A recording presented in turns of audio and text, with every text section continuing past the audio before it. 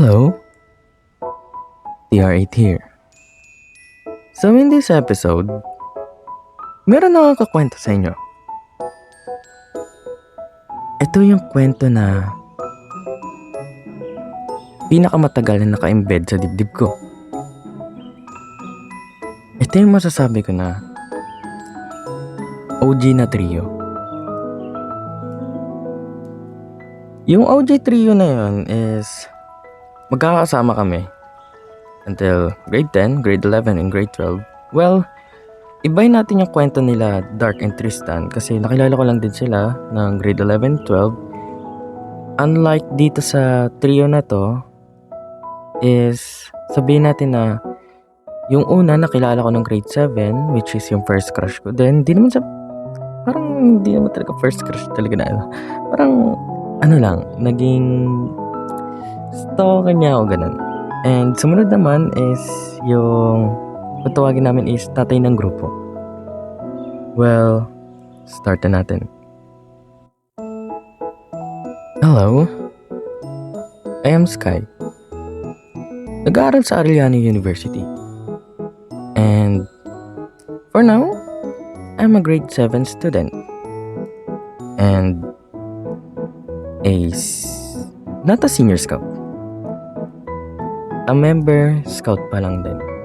Hindi ko naman masasabi na senior scout talaga ako ng time na yun kasi although ang tawag sa kanila, sa amin, is senior scout, pero hindi ko binibilang yung sarili ko na tawagin senior scout dahil alam mo yun, kaka-join ka pa lang. Noong time na yun is sobrang hectic and sobrang magulo since grade 7 and bago pa lang din sa senior high school noong time na yun eh. Or should I say, I'm a junior high school student noong time na yun. And ayun, meron akong nakitang babae dun sa kantin. Tago na lang natin sa pangalan na Pia. Well, alam mo yun, yung parang nabigyan nilang ako sa kanya, ganun, noong time na yun. And sabihin natin, oo, crush ko siya and inadmire ko siya ng ganong katagal. Pero di rin naman nagtatagal minsan. Alam mo naman yung puso ng hindi naman sa is nagpaiba-iba rin. Nagkaroon din ako ng girlfriend, ganun. And alam niyo na yun. Basta kinawento ko na yun ata sa iba kong podcast lines. Pero idodrop natin yan dito. Ang nangyari naman is parang gano'n na nga talaga na yung pagiging crush gano'n. Syempre bata pa. And not until na nung nag-i-scout pa ako, nakita ko yung isang lalaki na grabe, naka-jacket siya, naka-face mask.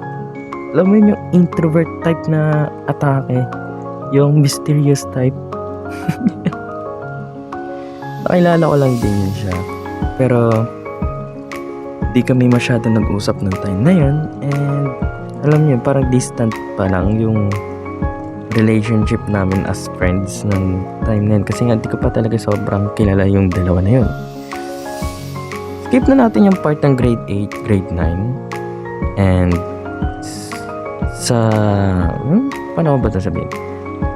Yun sa time na naging kami ni Pia, well, naging kami. Pero set aside muna natin yan. Kasi yung focus ng kwento natin is sa trio.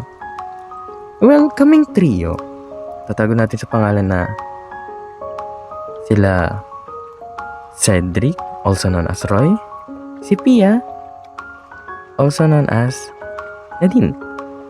Ayan.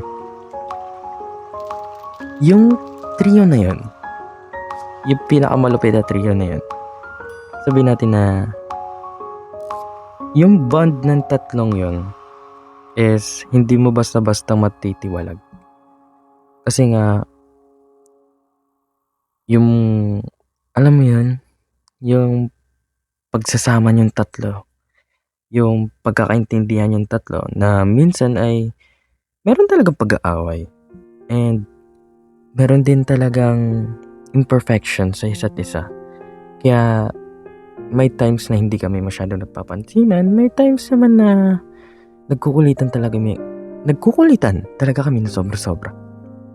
And ayun na nga. Ito naman si Cedric is kinatatakutan to. Itong taong to is maskulado. Masasabi mo talaga na inang katawan. Grabe.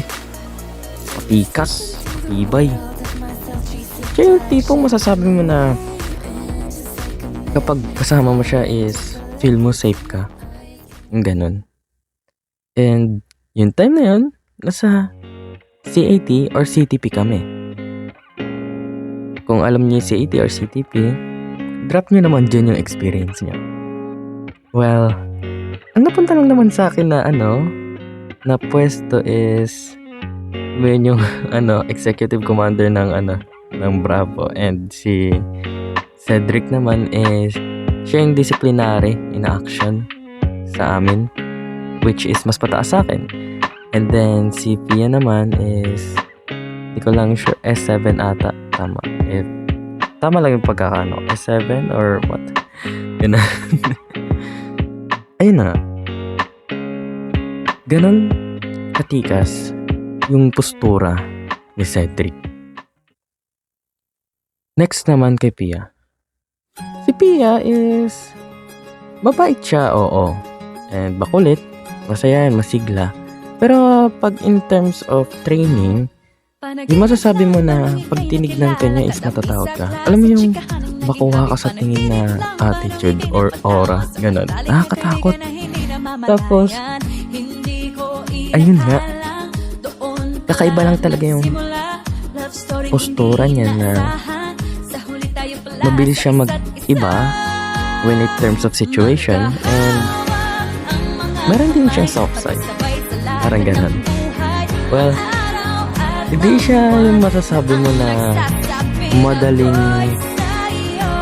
talunin sa mga bagay na alam mo yun, yung mga bagay na common, such as pag sa trabaho, ganun, dahil nga more on life-like situations sila Pia and Cedric. Yun nga, yung mga experience nila is parang out of league ng mga ibang normal kids. Unlike sa amin, tatlo. Kasi meron kami mga experience. Well, ako naman, wala, sabit lang. Joke lang. Ako naman is, ang ganap ko naman sa pagiging trio ay maging si Raulo lang din. Kasi si Raulo kaming tatlo.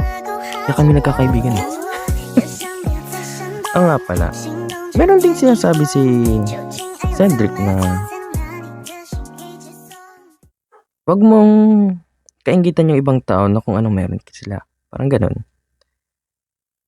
Mag-focus ka sa sarili mo, mag-focus ka sa ginagawa mo, and abutin mo lang yung goal mo.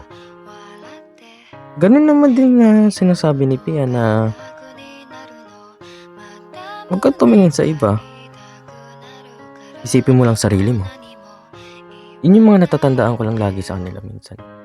Well, kadalasan, nakakalungkot din dahil merong naganap sa amin na hindi maganda, which is hindi kami nagpansinan din for almost 1 year ata yun. And dahil yun sa break up namin ni Pia, ganun. Basta kwento na lang natin yun sa sa next part. The story na yun, Sky's love story, then finished. And ayun, yun na yung trio. Kahit ganun yung trio na yun, kahit gaano pa yung mga, kung ano pa yung mga na-experience namin sa buhay, ganun, kahit maghiwa-hiwalay kami, magkikita-kita pa rin kami. Magkakasama-sama pa rin kami. At hindi kami maghihiwalay din. Dahil nga maintindihan namin isa't isa, kahit minsan, nag-aaway.